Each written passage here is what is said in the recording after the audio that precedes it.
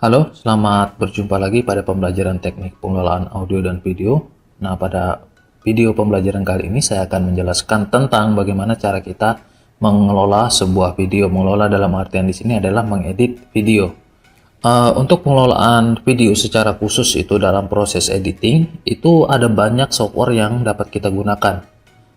Apa itu aplikasi pengolah video? Jadi aplikasi pengolah video itu adalah aplikasi yang dapat kita manfaatkan untuk mengelola video atau membuat sebuah film dalam berbagai macam format. Ya, umumnya yang dapat kita lakukan pada pengelolaan video itu adalah pemberian efek, kemudian menggabungkan klip, menggabungkan video, kemudian menambahkan teks, menambahkan transisi, kemudian membuat efek-efek tertentu seperti efek ledakan, kemudian dan ada banyak lagi yang dapat kita lakukan di pengelolaan video ini. Nah, langsung saja kita masuk ke aplikasi yang akan kita pelajari selama satu semester ini, yaitu Adobe Premiere Pro. Jadi Adobe Premiere Pro ini adalah aplikasi pengelola video yang banyak digunakan oleh berbagai kalangan, mulai dari kalangan pemula hingga kalangan profesional. Jadi secara khusus Adobe Premiere Pro ini bertujuan atau memiliki fungsi khusus, yaitu adalah mengelola sebuah video, mengedit video. Ya, tapi apabila kita ingin menambahkan efek khusus seperti misalnya efek ledakan ataupun membuat animasi yang kompleks atau yang rumit, itu kita agak kesulitan membuat animasi di situ atau menerapkan efek di Adobe Premiere Pro karena fungsinya itu memang bukan untuk membuat efek-efek khusus. Nah, jika kita ingin membuat efek di video kita, berarti kita membutuhkan software yang lain lagi, yaitu Adobe After Effects. Nah, ini adalah tampilan Adobe Premiere Pro yang sudah saya jalankan, sudah saya buka aplikasinya. Tampilan saya menggunakan Adobe Premiere Pro CC 2019. Jadi kalau kalian menggunakan Adobe Premiere Pro di bawah CC 2019 itu tidak masalah, atau di atas lagi dari CC 2019 atau CC 2020 itu tidak masalah. Nah, awal mulanya itu tampilannya seperti ini. Jadi kita harus diwajibkan untuk membuat project baru. Jadi di sini kita cuma dikasih tampilan menu bar ya, ada file, edit, clip, sequence, maker, graphic, windows, dan help. Nah, pertama yang harus kita lakukan ketika kita ingin menggunakan Adobe Premiere Pro adalah kita membuat project baru ya, dengan cara klik menu file, kemudian new, kemudian project, kemudian kita tentukan di sini akan ada jendela new project. Kita tentukan nama projectnya apa, kemudian lokasinya kita simpan di mana. Ini media penyimpanan kita, nanti kita simpan di hard disk ya, di hard disk eksternal atau internal atau di data D atau dimanapun kita simpan. Kemudian bagian sini general ada scratch disk dan ada ignite setting. Ini sudah otomatis, jadi kita tidak perlu setting lagi, langsung saja kita klik OK. Nah, setelah kita klik OK, project kita nanti akan muncul tampilan seperti ini masih kosong ya. Jadi di Adobe Premiere Pro itu kita diwajibkan untuk yang pertama membuat project baru. Nah, setelah kita membuat project baru, kita diwajibkan untuk membuat sequence baru ya. Itu dengan cara klik menu file, kemudian new, kemudian di sini ada sequence. Ya, jadi setelah bikin project baru, kita bikin sequence. Nah, ada langkah cepatnya tanpa kita menggunakan sequence, kita langsung import file video kita. Saya biasa lakukan seperti itu. Misalnya saya sudah bikin project, kemudian saya sudah punya file videonya. Contoh ini, ya, ini adalah file video saya yang akan saya edit, ya. Ini saya ambil contoh podcast saja ya. Ini saya ambil contoh yang ini, misalnya bagian di sini satu ini ya. Ini langsung saya tarik ke timeline. Nah, langsung tarik timeline, nanti dia akan muncul seperti ini ya. Jadi ini cara cepat.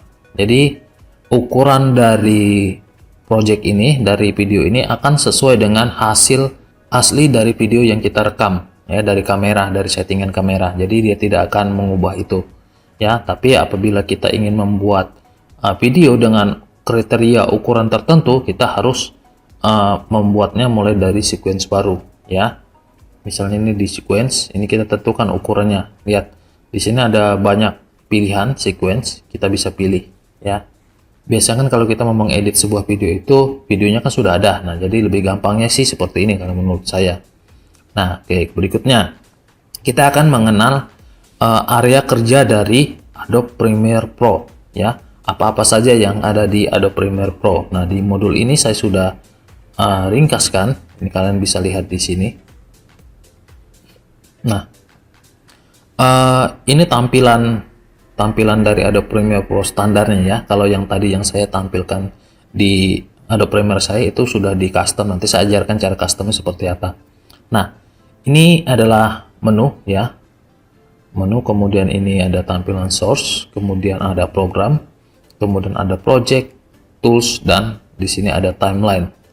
Nah, semuanya ini akan kita gunakan dan saling berhubungan. Kita lihat di aplikasinya. Nah, perhatikan. Di bagian sini, ya ini adalah project namanya. Ini project, kemudian di bagian sini menu, ya. Kemudian ini adalah tampilan dari area kerja. Ya, contoh ini saya pakai assembly, kemudian kalau saya pakai learning, dia berubah juga tampilannya. Ya, jadi berubah seperti ini. Learning itu artinya bagi pemula. Misalnya bagi yang baru belajar Adobe Premiere Pro ingin mendalami lebih jauh, dia ada fasilitas belajarnya. Di sini ada tutorialnya. Bagaimana kita menggunakan Adobe Premiere Pro ini mulai dari basic, dari awal sekali, ya. Itu learning, kemudian assembly. Nah, assembly seperti ini tampilannya, kemudian editing. Editing ini sudah saya custom. Jadi ini tampilannya bisa kita ubah-ubah nih, ya. Jadi ini misal saya mau ininya di sini. Yang bagian toolsnya ini saya mau di samping ini misalnya. Nah, ini bisa saya geser seperti ini. Ini bisa saya geser ke sini. Jadi ini bisa kita custom, ya. Ini saya lebih suka seperti ini karena saya bisa lihat tampilan programnya ini lebih besar, ya. Jadi selain itu untuk men-setting tampilan kita bisa dilakukan di menu workspace. Nah, di sini ada tampilan all panel itu semua panel ini muncul semua tuh, ya. Nah, kemudian ada efek, ada grafik, ya. Di sini ada banyak pilihannya. Kemudian kalau kita mau simpan sendiri, ini seperti RR, kemudian editing mode ini saya bikin sendiri, tampilan custom sendiri. Jadi saya mau tampilan seperti ini saya bikin, kemudian ini tinggal kita save baru aja, simpan, save as new workspace. Jadi seperti itu untuk area kerja, ya, untuk area kerja dari Adobe Premiere Pro. Nah, sekarang kita akan mengenal fungsinya, fungsi dari area kerja ini masing-masing. Kita mulai dari menu file. Seperti aplikasi pada umumnya, menu file itu ya berisi berbagai menu yang dapat kita lakukan, yang dapat kita pakai untuk mengakses tools yang ada di dalam aplikasi ini, ya. Ada edit, ya, ada file, clip, sequence, kemudian marker, kemudian grafik, Windows, Hype, dan lain sebagainya, ya. Kemudian ada project, ya. Nah, project ini dia nanti berisi video-video yang akan kita edit. Video-video yang mau kita edit itu harus masuk di sini dulu, baru kemudian akan dimasukkan ke timeline. Nah, jadi dari kamera nanti akan kita ekspornya ke sini. Ya, ini tempat penampungannya, jadi disebut project. Jadi misalnya ada 2 video atau 3 video yang kita buat atau sequence yang kita buat akan masuk di sini dulu, ya. Kemudian ada source clip. Di sini di bagian di sini ada source clip. Kalau kamu klik source clip ini, kalau kamu klik 2 kali, nah dia muncul di source clip. Ini biasanya ada editor tertentu yang menggunakan source clip ini untuk menseleksi gambar. Contohnya, nah ini ya, kita mau seleksi bagian, misalnya bagian mana yang mau dipotong, ya, bagian mana yang tidak. Jadi dia bisa langsung seleksi di sini, ya. Kemudian ada efek. Efek ini yang berfungsi untuk memberi efek-efek pada video kita, dan harus digarisbawahi bahwa efek di sini tidak selengkap di After Effects, ya. Jadi ini efek-efek standar untuk video. Kemudian efek control itu fungsinya itu untuk mengatur efeknya, ya. Contoh, saya ambil contoh video, saya pakai misalnya ini color correction misalnya. Saya ingin gue terapkan brightness and contrast di sini. Jadi saya klik tarik ke sini ke videonya, kemudian di effect control saya mau atur brightness and contrastnya di sini, dia muncul. Nah ini saya mau naikkan brightness di sini. Nah saya bisa kontrol. Oh ini segini nih tampilannya.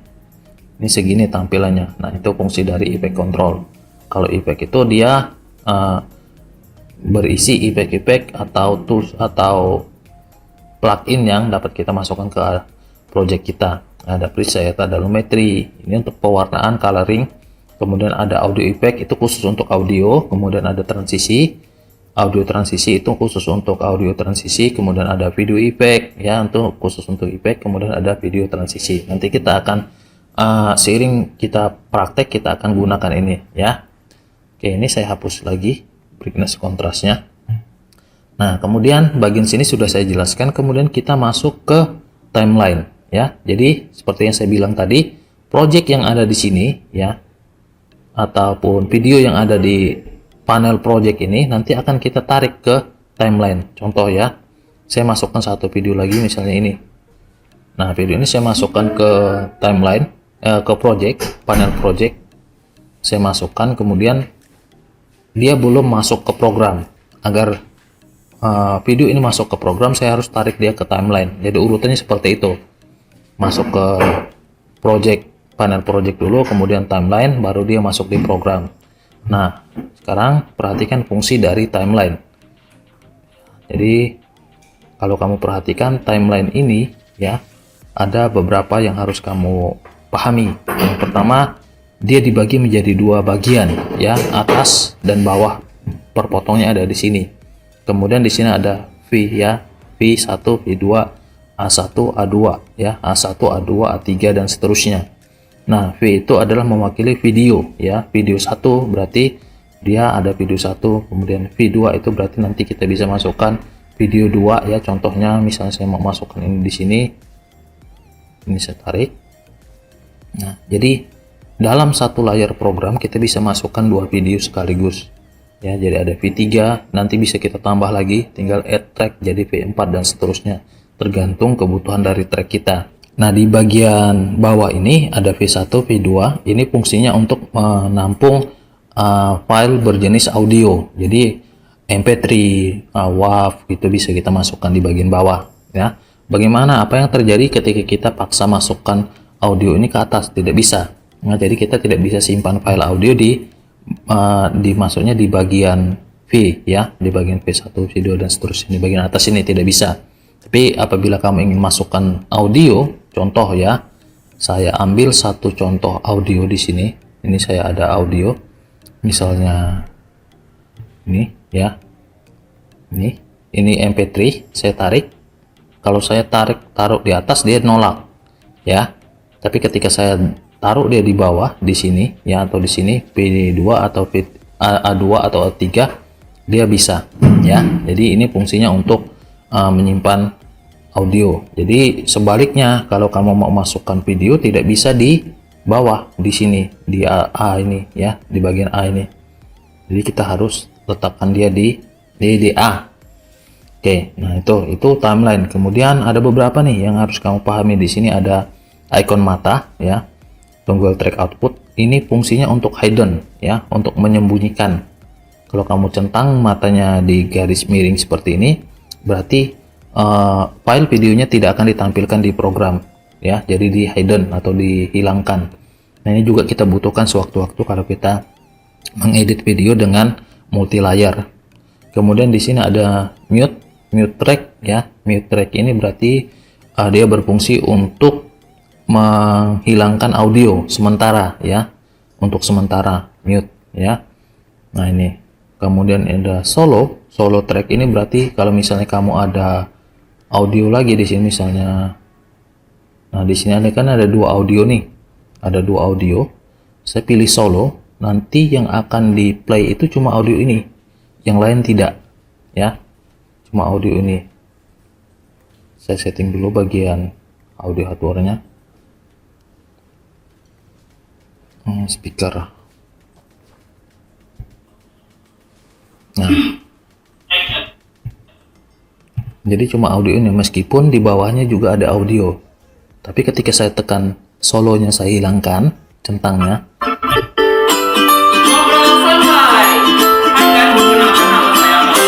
Nah, jadi kedua audionya itu bisa di play atau dijalankan secara bersamaan. Sebaliknya juga kalau saya tekan solo di sini, yang berarti yang atas ini tidak akan dimainkan, ya, tidak akan keluar audionya. Nah, seperti itu ya. Nah, ini untuk fasilitas voice over. Ini fungsinya untuk merekam ya. Jadi kita bisa langsung merekam audio di sini ya. Kita langsung bisa merekam, tapi ini nanti saja kita pelajarinya. Nanti akan ada pelajaran khusus yang berfungsi untuk merekam audio. Jadi ini kita pahami untuk pengelolaan videonya dulu. Oke, jadi seperti itu ya. Itu timeline. Nah, jadi di timeline kamu perhatikan lagi yang berikutnya itu adalah bagian atas. Kamu lihat di atas ini ada angka-angka ya. Ini angka-angka. Ini adalah durasi dari video yang akan kita edit ya. Durasinya ini 5 detik, 5 detik, 10 detik, 15, 20 ya. Sampai di sini. Nah, ini 30 menit dan seterusnya, tergantung dari panjangnya video yang akan kita edit. Jadi durasinya kita bisa lihat di sini ya. Ini bisa kita tampilkan di sini nih, klik kanan, time rules number ya. Itu propertinya banyak, bisa kita atur di sini juga. Nah, jadi seperti itu. Ini adalah timeline. Jadi kemudian yang ketiga itu adalah program. Jadi apapun yang kita edit di timeline ini nanti akan muncul di program. Kapan dia muncul di program? Ketika video ini akan dilewati oleh garis biru ini ya, garis biru ini. Ini namanya playhead ya. Jadi playhead ini ketika kita geser, dia akan mengikuti, akan menampilkan apa yang ada di video ini ya, per frame ya. Kalau kita perbesar di sini ya, dari sini ke sini itu ada 5 frame. Frame 1, frame 2, frame 3, frame 4, frame 5, frame 5. Nah, ini disebut frame. Jadi kalau kita kembali ke dasar video, jadi video ini sebenarnya gabungan dari beberapa gambar yang digabungkan jadi satu sehingga membentuk sebuah gerakan. Ya, jadi konsepnya seperti itu. Nah, ini ya. Jadi apa yang akan muncul di sini adalah representasi dari playhead ini ya. Nah, kalau saya putar videonya, kalian perhatikan di sini akan ada keluar seperti equalizer. Sedang dalam pandemi COVID-19. Nah, ini namanya adalah audio level. Audio level itu dia berfungsi untuk memonitor seberapa besar audio yang dikeluarkan ya. Nah, perhatikan di sini. Nah, ini min 18 ya, kadang ada min 39 ya, kemudian paling tinggi itu min 3. Nah, ada standar broadcasting itu audionya itu tidak boleh melebihi level min 6 dan min 3 ya. Kalau lebih dari min 6 dan min 3 nanti audionya akan over itu dalam arti terlalu besar. Contoh, saya kasih contoh, saya perbesar audionya ya. Ini saya buat perbesar.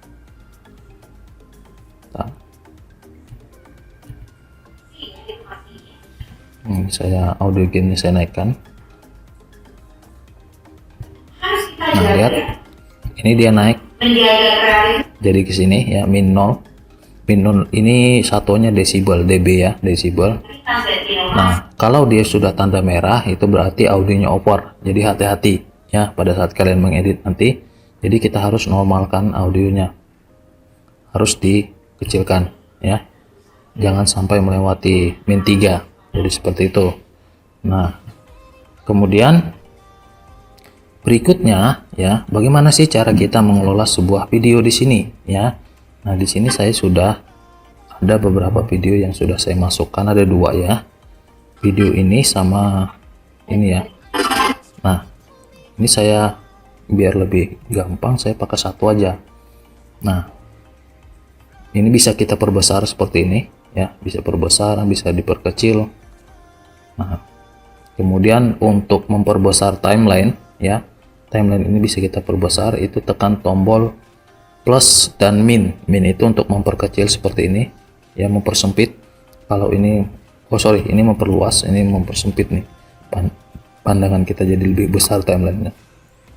Nah, biasakan mengedit itu ya seperti ini. Tujuannya apa? Agar kita bisa melihat detail dari audionya gitu. Nah, misalnya saya mau ambil langsung dari sini nih, saya mau potong ini, saya mau buang bagian yang di sini.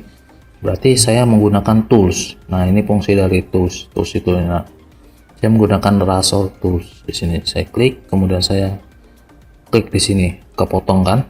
Nah, kemudian saya pindahkan dia pakai selection tool. Ini saya klik seleksi, kemudian saya tekan delete ya.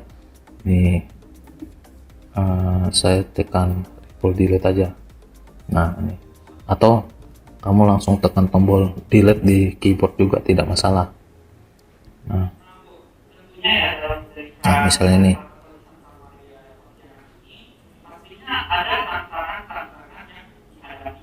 Nah, misalnya di sini satu. Kemudian saya mau masukkan video yang berbeda biar ada perbedaannya ya. Saya carikan satu video, misalnya ini kan. Nah, ini lawannya ini ya. Misalnya di sini saya tarik di sini, masukkan ke project, kemudian saya masukkan ke sini. Nah, ini video yang kedua. Nah, bagian sini kan dia masih belum ngomong tuh orangnya. Ini saya normalis dulu. Oh, ini dia memang belum ngomong ya. Nah, sampai di sini. Nah, misalnya sampai di sini, saya mau ambil sampai di sini. Berarti saya potong lagi tadi dengan cara aktifkan razor. Kalian perhatikan kalau saya arahkan kursor ke sini, razor itu ada buka kurung C. Artinya kita bisa aktifkan tools ini dengan cara menekan tombol C pada keyboard. Nah, ini saya tekan tombol C, aktif. Kemudian saya klik, kemudian saya arahkan di sini. Selection tools ya, itu saya bisa aktifkan dengan menekan tombol V. Kenapa seperti itu? Ya, ini mempermudah kita dalam mengedit video. Jadi kita bisa hemat sepersekian detik lah ya. Kalau kita arahkan kursor ke sini baru kita klik lagi kan bolak-balik. Jadi kita tinggal menggunakan shortcut di keyboard saja, jauh lebih cepat. Nah, ini saya gabungkan.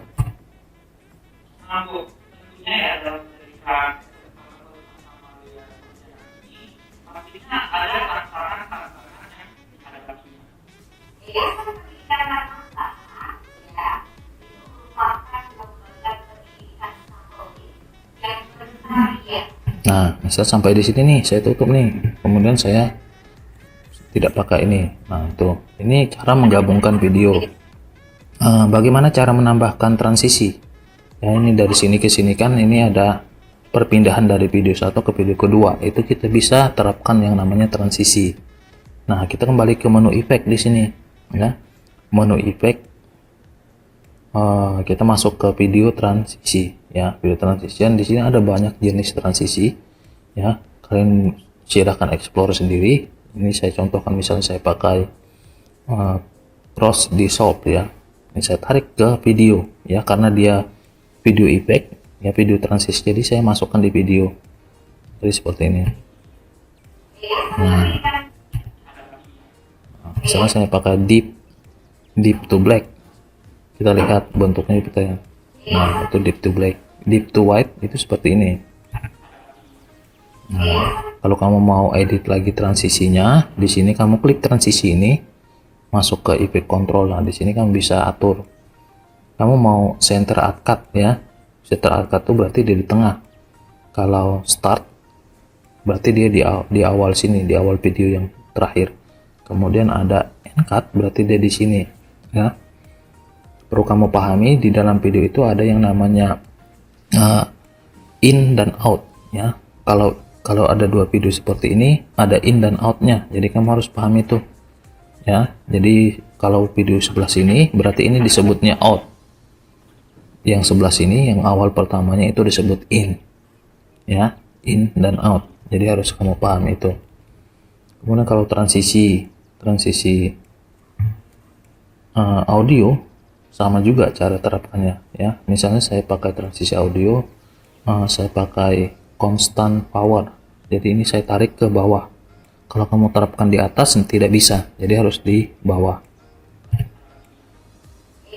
Nah, ya ini misalnya saya kasihkan transisi di sini deep to wide. Nah, ini kalau kita pakai transisi, nah jadi seperti itu ya. Misalnya kita ingin tambahkan beberapa komponen lagi di sini ya, kita bisa masukkan lagi gambar ataupun video atau apapun yang masih bisa di support di video itu ya. Contohnya di sini saya tambahkan logo ya, di sini saya punya logo, logo transisi. Ini saya pakai ini logo SMK, ini saya sudah buat, tinggal saya tarik, saya taruh di atas di video karena ini bentuknya video, jadi saya taruh di sini. Kalau saya taruh di audio tidak bisa, nolak dia ya.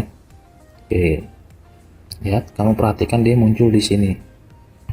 Nah, sekarang ini masalahnya dia berada di tengah ini kan tidak bagus, jadi saya mau naikkan ke atas. Dimana kita harus aturnya? Kita harus aturnya itu di bagian efek control. Nah ini ya, jadi di efek control itu ada motion, ada opacity, dan ada time remapping. Nah untuk mengatur posisi, scale itu berada di motion ya, posisi, scale, rotasi, anchor point, anti flicker itu ada di motion.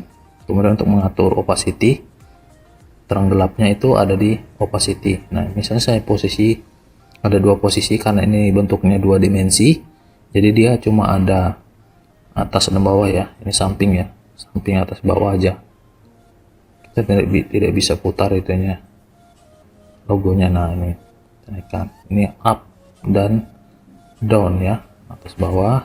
Kalau yang ini fungsinya untuk samping kiri kanan, kalau ini scale ini untuk fungsinya untuk memperbesar atau memperkecil. Nah itu karena ini rotasi untuk memutar nih tuh, kalau kita putar jadi seperti itu. Oke, kita anggaplah ini videonya sudah selesai ya, anggap sudah selesai. Nah bagaimana sekarang cara kita menyimpan video ini ke dalam format tertentu ya. Nah ada dua cara. Yang pertama kita simpan dulu ya, pastikan tadi kalian harus ingat, pastikan tadi kita sudah bikin project baru, pastikan kita harus simpan dulu, save ya, sehingga tujuannya sewaktu-waktu kita ingin edit kembali atau ada perubahan, kita bisa buka lagi filenya, bisa kita edit. Kemudian kita ingin ekspor dia jadi format file tertentu, tuh kita pilih menu file, kemudian pilih ekspor media. Kemudian setelah itu akan muncul tampilan seperti ini. Nah yang harus kamu perhatikan di bagian sini ya, ini ada export setting. Nah di sini ada formatnya, kamu mau ekspor video ini dalam format apa ya, mau animasi gigi kah, atau mau MP3 kah, atau API kah ya, semuanya ada di sini. Mau dalam bentuk gambar ya, MP3 dan sebagainya. Kemudian di sini kualitasnya ya, ada kualitas HD ya, kamu mau untuk Twitter dan lain sebagainya bisa kita pilih di sini. Kemudian kalau sudah selesai settingnya, tinggal kita tekan ekspor. Nah setelah ini, inilah hasilnya ya. Kita tunggu proses exportingnya sampai selesai. Biasanya akan memakan waktu beberapa lama ya, tergantung dari panjang durasi video yang kamu edit, kemudian tergantung dari spesifikasi komputermu. Oke, ini sudah selesai. Kita lihat hasilnya. Nah hasilnya itu di sini. Ini tadi nama filenya 1 ya. Nah seperti ini. Jadi semudah itu mengedit video menggunakan Adobe Premiere